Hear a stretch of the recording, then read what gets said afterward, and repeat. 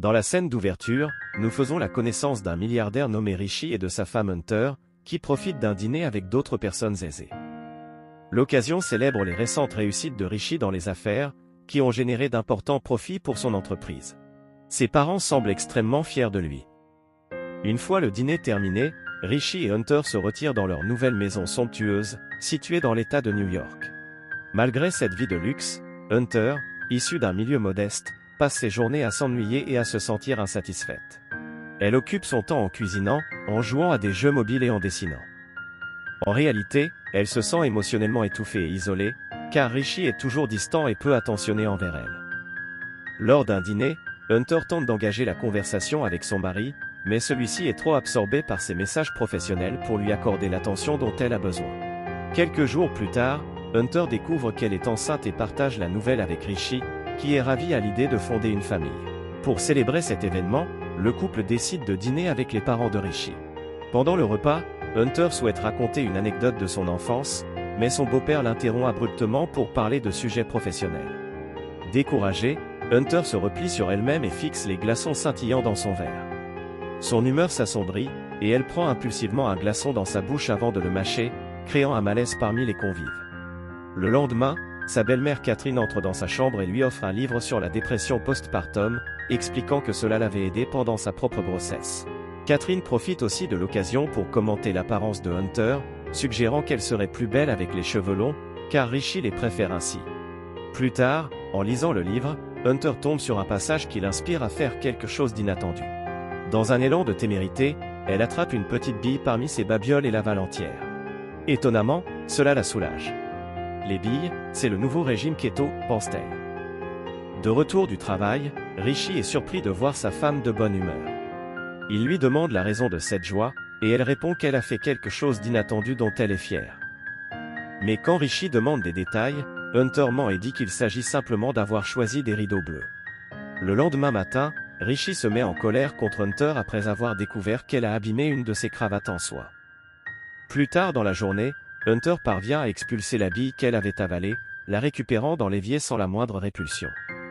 Peu après, sa belle-mère la convoque pour une discussion. Catherine lui demande quel était son emploi avant d'épouser Rishi, et Hunter admet avoir travaillé dans la vente de produits sanitaires. Catherine rétorque alors qu'elle a eu beaucoup de chance d'épouser Rishi et lui demande si elle est vraiment heureuse ou si elle fait semblant. Hunter insiste sur son bonheur, malgré les doutes évidents de Catherine. Un jour, en nettoyant la maison, Hunter tombe sur un objet tentant, une punaise. Après une hésitation, elle finit par la mettre dans sa bouche, se piquant la langue. Elle résiste à l'envie de l'avaler, mais cède finalement à l'impulsion. Le soir même, Rishi rentre avec des amis. Hunter tente de les saluer près de la piscine, mais la douleur causée par la punaise s'intensifie, l'obligeant à se précipiter aux toilettes. Elle expulse la punaise, mais la scène laisse des traces de sang sur la cuvette.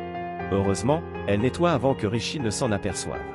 Au fil du temps, Hunter développe une obsession croissante pour avaler des objets non comestibles, figurines en métal, piles, pages de livres, épingles à nourrice, etc. L'excitation de consommer ces objets devient irrésistible. Lors d'une échographie de routine, la technicienne détecte une anomalie dans son abdomen. Hunter est opéré en urgence, et le chirurgien découvre une multitude d'objets coincés dans ses intestins. Le diagnostic tombe, elle souffre de pica, un trouble psychologique poussant à ingérer des substances non alimentaires. Rishi, furieux et confus, exige qu'elle consulte un psychiatre.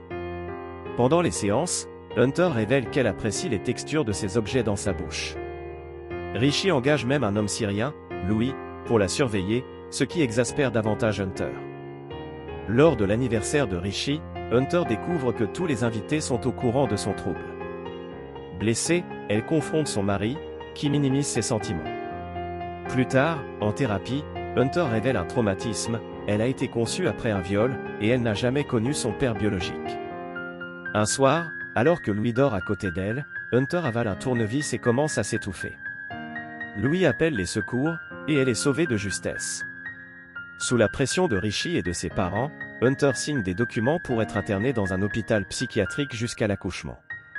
Mais au dernier moment, Louis l'aide à s'échapper. Hunter se réfugie dans un motel, appelle Rishi pour lui avouer qu'elle n'était pas prête pour ce mariage ni cette grossesse. Ce dernier la rabaisse violemment. Elle contacte ensuite sa mère, qui refuse de l'accueillir. Désemparé, Hunter décide de rendre visite à son père biologique, William Irwin. Après une conversation émouvante où William exprime ses remords, Hunter trouve une forme de paix. Elle choisit finalement de subir une interruption volontaire de grossesse, ressentant un soulagement après l'acte. Libérée, elle entame un nouveau chapitre de sa vie, déterminée à laisser son passé derrière elle. Et pour finir, elle se dirigera vers un magasin de jouets pour manger des Beyblades. Abonne-toi si tu veux plus de résumés de films comme celui-ci. Clique sur la cloche pour ne rien rater. Merci et à bientôt.